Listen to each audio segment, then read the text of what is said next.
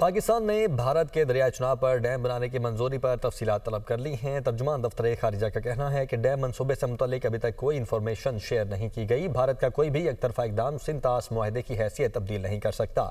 नए साल के आगाज़ पर पाकिस्तान और भारत के दरमियान न्यूक्लियर इंस्टॉलेशन की फहरिस्त का तबादला हुआ है। दोनों ममालिक 1 जनवरी को फहरिस्तों का तबादला करते हैं। पाकिस्तान और भारत के दरमियान 257 कैदियों की फहरिस्तों का भी तबादला हुआ। पाकिस्तान यमन के तनाज़े के पुरअमन हल की हिमायत करता है। इसराइल की जानिब से सोमालीलैंड को अलग मुल्क तस्लीम करने के इक़दाम को मुस्तरद करते हैं।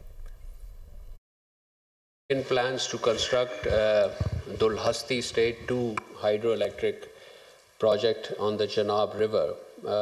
Obviously, these reports raise serious concerns as no prior information or notification was shared with Pakistan with regard to this project. The Pakistani Commissioner for Indus Water has sought clarification from his counterpart in India.